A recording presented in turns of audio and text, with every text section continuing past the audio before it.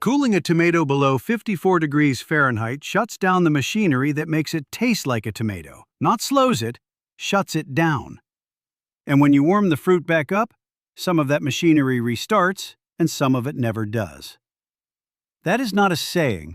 That is a study published in the Proceedings of the National Academy of Sciences in 2016 out of the University of Florida. And it is the single most useful piece of information anybody has ever handed a person standing in a produce aisle. Because it explains the thing everybody notices and nobody can account for.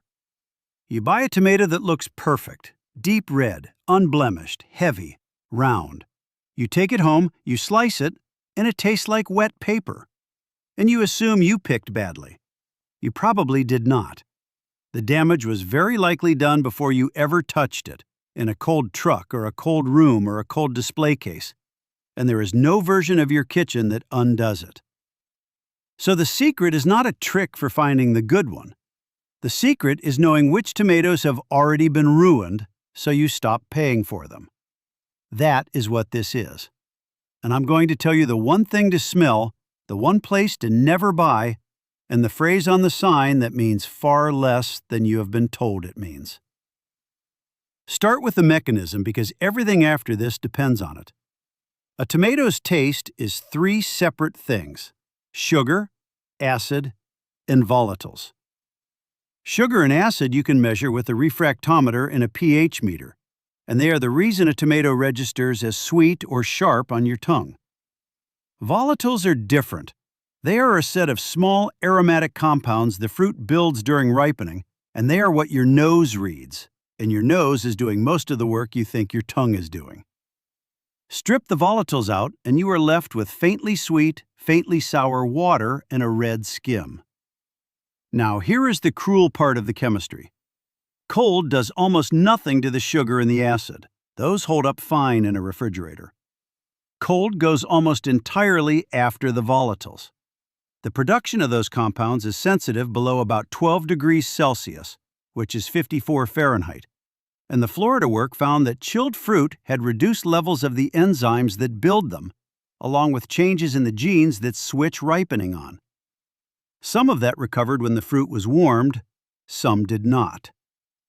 So a chilled tomato is not a tomato that is temporarily quiet. It is a tomato that has partially lost the ability to finish becoming one. Your refrigerator runs around 38. That is 16 degrees below the line. Which brings me to the first practical thing, and it is a rule about where you shop, not what you pick. Never buy a tomato out of a refrigerated case. Not one that is sitting on a chilled bed, not one in a cooler wall, not one that feels cold in your hand. And that last one is the test, because you can do it through the bag. Pick it up. If it is cool to the touch, it has been held below the line, and whatever it was going to taste like, it is not going to taste like that anymore. A tomato at room temperature in an open bin, even a mediocre one, is starting from a better place than a beautiful one that has been kept cold. Most stores get this right by accident because tomatoes are displayed dry and warm. Plenty of stores get it wrong on purpose because cold fruit lasts longer on the shelf and shrink as a number somebody gets measured on. Neither of those people is trying to hurt you. The cold chain exists so that a fruit grown 2,000 miles away arrives intact, and without it, there would be no tomatoes at all in February. That is a real trade, and it is worth saying out loud. But you should know what it costs, and it is paid entirely in flavor. Second, and this is the one people find strange until they try it. Smell the stem end. Not the side of the fruit, the shoulders, right around where the green calyx attaches, and if the calyx is still on, smell that. Tomato skin is a barrier, and it is very good at holding aroma inside. The stem scar is the weak point, and it is where the volatiles leak out, and it is the only part of a whole tomato that tells you anything about what is happening in the flesh. Hold it right up under your nose and breathe in. A tomato with something going on smells green and sharp and a little herbal, almost like the plant itself.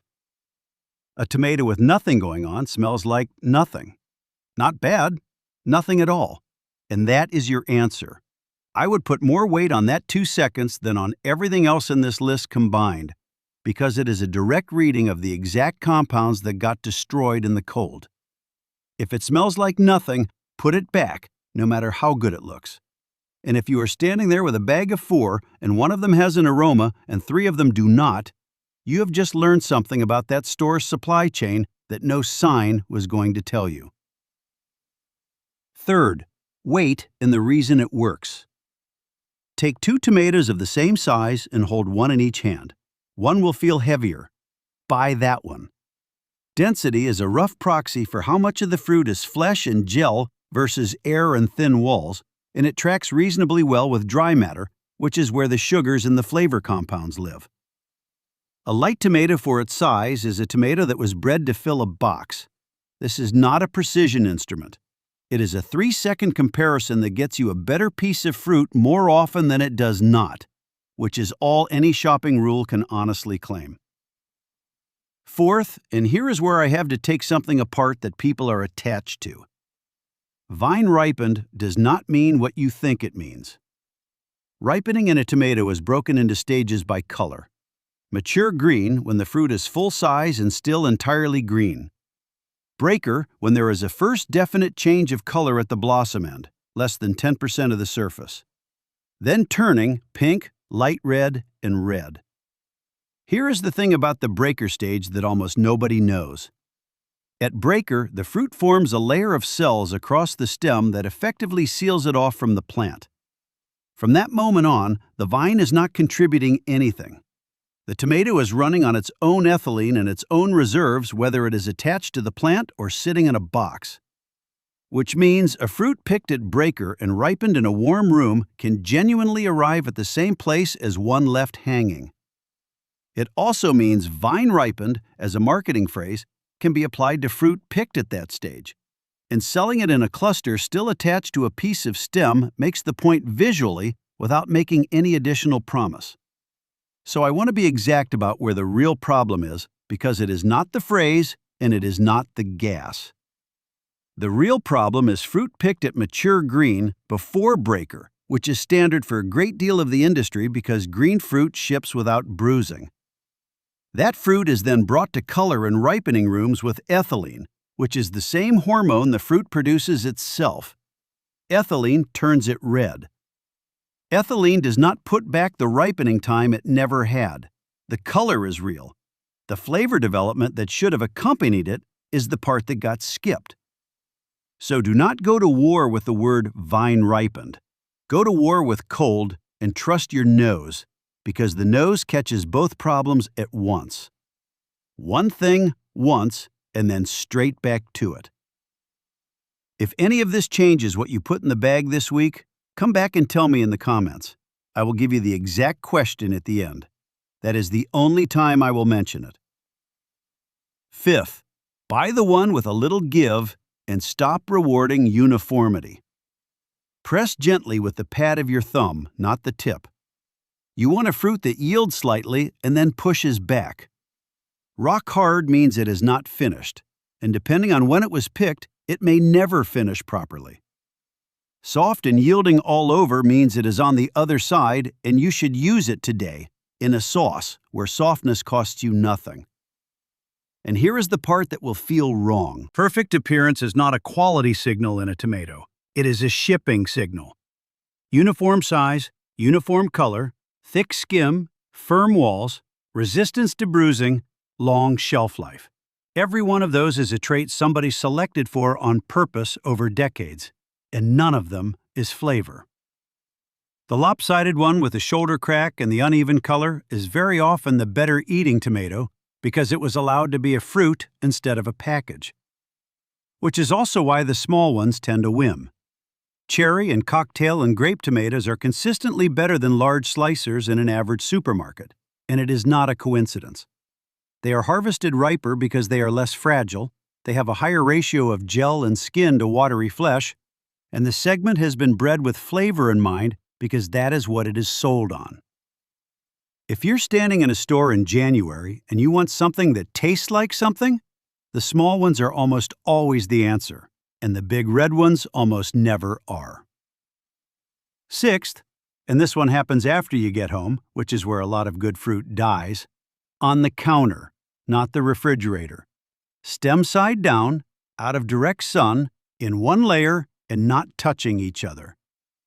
Stem side down because the scar is where moisture escapes and where rot usually starts, and resting on it slows both. If the fruit still needs a few days, put it in a paper bag and close the top, which traps its own ethylene around it and speeds things along. If it is already perfectly ripe and you cannot use it, then yes, refrigerate it, because a rotten tomato is worse than a chilled one. But do it at the end, not the beginning, since fully ripe fruit is less vulnerable than fruit that is still coming along. And take it out at least an hour before you cut it. Aroma compounds are volatile, which is the whole point of the name, and they do not carry to your nose out of something cold. Some of what a cold tomato loses is permanent. Some of it is just the temperature, and that part you get back for free by waiting. Now the honest part, because a list like this is not much use if it does not deal with the tomato you already bought. Sometimes you get home and it is flat, and there is nothing to be done about the shopping anymore. So do this. Slice it, lay it out, salt it, and leave it 15 minutes. Salt pulls water to the surface and concentrates what sugar and acid are in there, and those two survived the cold even when the aroma did not. Or cut it in half, oil, salt, and put it in a hot oven or a hot pan cut side down until it collapses and browns. Heat and browning build new aromatic compounds from scratch. You cannot rebuild the ones the fruit failed to make. You can absolutely make different ones, and a roasted mediocre tomato is a genuinely good thing, while a raw mediocre tomato is a sad one. That is not a rescue. That is choosing a different dish, honestly, based on what you actually have. All of it in one breath. Cold below 54 kills the aroma and some of it never comes back. So never buy a tomato that feels cool in your hand. Smell the stem end, and if it smells like nothing, it will taste like nothing. Take the heavier of the two the same size. Understand that vine ripened describes a picking stage and not a promise, and that the real damage is done to fruit picked green. Buy a little give, buy the ugly one, and in winter, buy the small ones. Store on the counter, stem down, and warm it up before you cut it. And if it is already flat, salt it or roast it and stop mourning. Here is what sits underneath all of this. The modern supermarket tomato was not designed to disappoint you. It was designed to survive a journey, and it does that job extremely well, and it does the other job badly because nobody was measuring the other job. Firmness is easy to grade. Color is easy to grade.